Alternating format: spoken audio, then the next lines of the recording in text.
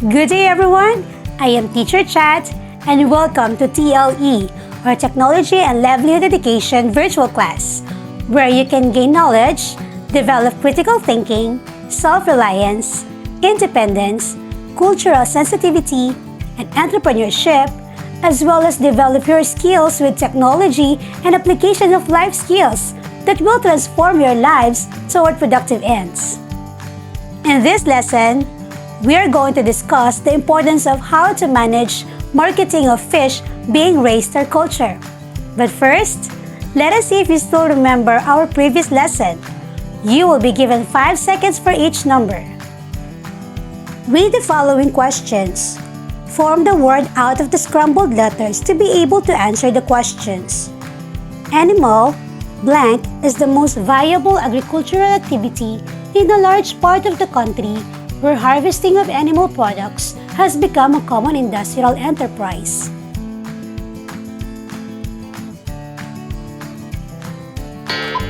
Selling through the blank uses social media to market your animal and fish farm products and services.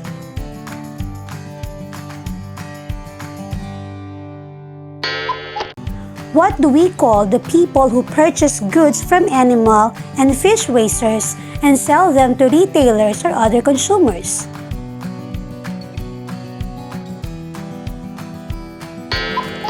It is wrapping the carcass with a cheesecloth.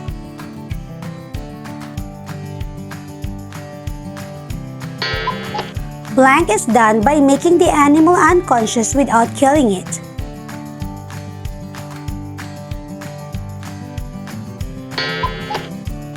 Let us read each number and check your answers.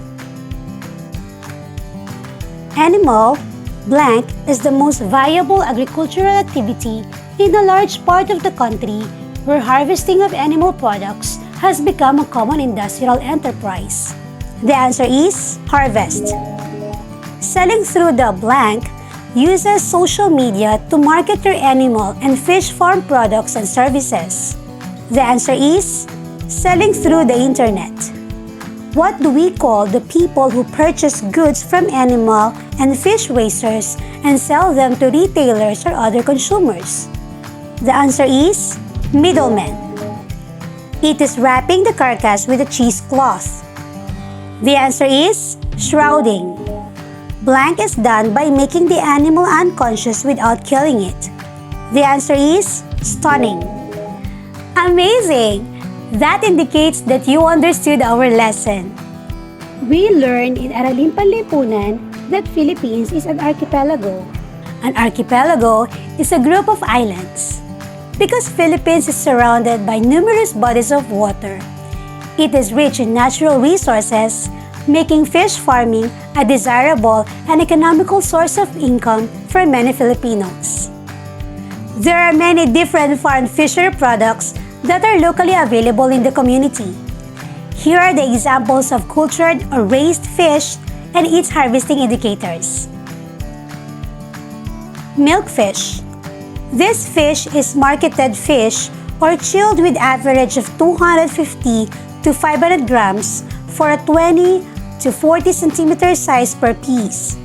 Milkfish is also sold as fresh, frozen, deboned, descaled, or smoked fish deboned. Tilapia.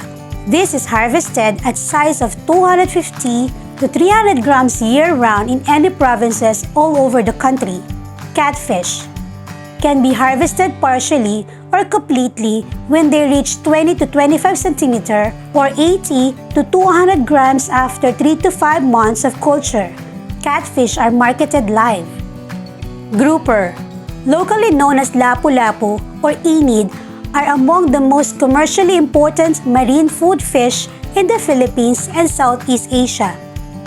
This species is considered as the most expensive due to its flesh flavor and excellent texture. After 6 to 8 months of culturing grouper, this fish attains a body of weight of 500 to 600 grams that creates a reasonable marketability. Total or partial harvesting may be done depending on the demand or need of the family or market. These are the methods used in harvesting fish. Use of the club. This is commonly used by fishers who catch fish on brooks or streams. The catch is normally for home consumption since the device catches only few at a time. Use of baited hook and line. A method of catching fish is mostly enjoyed by hobbyists and fish enthusiasts. It uses a hook to catch only one fish at a time. The time spent in fishing brings enjoyment to the person doing it. Use of net. It is the most commonly used method by fishers and commercial fishing boats in order to catch considerable volume of fishes for profit. Total drainage. The method uses long fish net to catch the fish that are thoroughly drained of its water. There are basic components every marketing plan should contain, such as creating value, careful study of competitors, knowing the target market, product pricing, and market research. Creating value. It means the products offered are unique and offer better incentives to the consumer. Careful study of competitors. The weaknesses as well as the strengths of your competitors are some important starting points for a marketing plan. Knowing the target market. The more understanding you got about who and where your target is, the better potential you have to increase sales. Strengthening the business capacity to have better services are important based from the observed customer's behavior. Product pricing. Developing a product pricing strategy that allows a healthy margin for profits is very important. However, still providing the customer with these products at affordable price is the key to successfully market the products. Market research.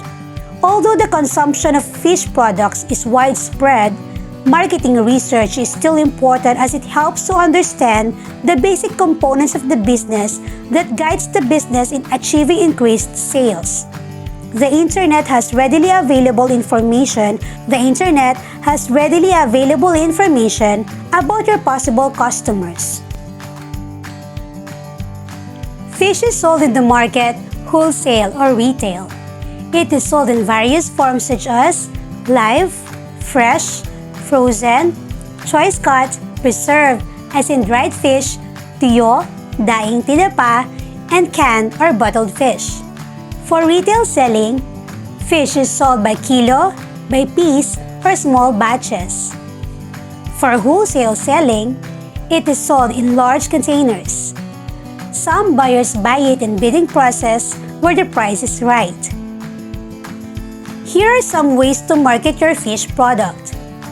Direct farm sales. You can sell animals or fish byproducts directly from your farm. Farmers market or livestock auction market. Animal raiser or farm operator should be on the lookout for events such as auction markets or similar events in your area where people from nearby provinces come to buy fishes direct from raisers themselves. Farm to market. Some farming families or entrepreneurs also have meat shop or fish stall in the nearby wet market to sell their own fish products. Restaurants. One possible fish products client can be the nearby restaurants in your area. You could establish suki system. Selling through the internet. You could also use social media to market your animal and fish farm products and services. Selling through middlemen. As the word middleman implies, these are entrepreneurs who make deals with other sellers or dealers. Middlemen are people who buy goods from animal and fish raisers and sell them to retailers or other consumers. In computing cost and profit, record and compute all the expenses in raising the fish. This includes cost of fingerlings, feeds, and operational expenses like labor, transportation, container taxes, and other incidental expenses. After computing the total expenses, deduct this from the total sales. This becomes the net income or profit. Follow the formula gross sales minus expenses equals net income. Example, 120,000 pesos minus 85,000 pesos is equal to 35,000 pesos. I believe you have gained a lot of knowledge today. Now, let us answer the following activities. Fill in the blanks. Choose the correct answer from the box. You will be given 5 seconds for each number to write your answer. This method uses long fish net to catch the fish in ponds that are thoroughly drained of its water.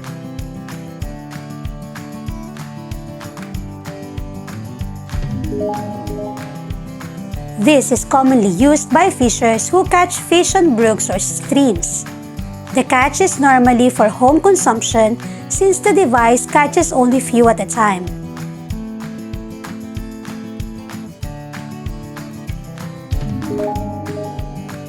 It is locally known as lapu-lapu or inid, among the most commercially important marine food fish in the Philippines and Southeast Asia.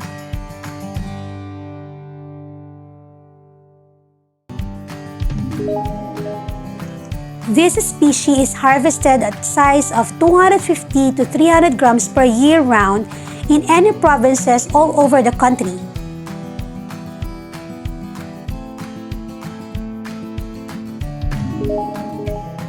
This is the most commonly used methods by fishers and commercial fishing boats in order to catch considerable volume of fish for profit.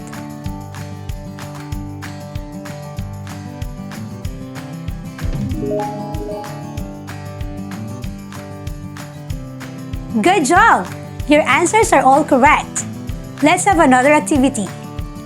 Read the statement carefully and choose the letter of the correct answer. Why is it important to keep production records of a business like fish farming?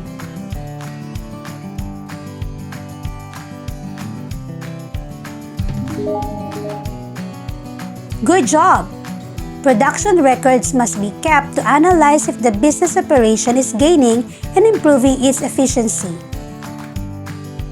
It is a marketing strategy, which means that the products being offered are unique and offering better incentives to the consumer.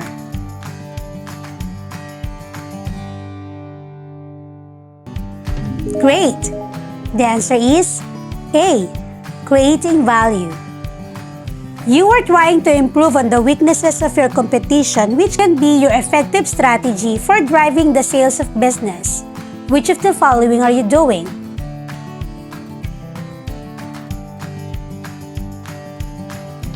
Very good! The answer is letter B. Careful study of competitors. One way to market your fish products is by selling them directly from your farm. Which way of marketing is this?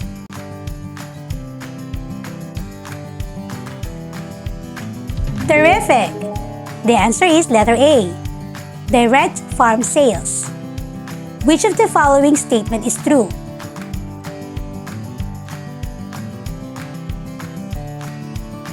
Fantastic! The correct answer is C. To strategize for the effective distribution of products, a fish farming marketing plan has to be drafted. Excellent! You fully understood our lesson. And for your assignment, summarize what you have learned by doing the following. Choose 3 fishes being farmed and describe the indicators for harvesting them. Choose 3 methods of harvesting fish and add details by describing them. Choose 3 components of marketing plan and explain why they are important in fish farming business. I hope you got a lot out of today's lesson. Remember, it doesn't matter if you're a fisherman, a farmer, or a businessman. What matters is that you value your God-given abilities and strive relentlessly to develop them into skills that can help you reach your goals. You are unique with the special skills with a specific mission on Earth. This is Teacher Chat. See you again. Goodbye!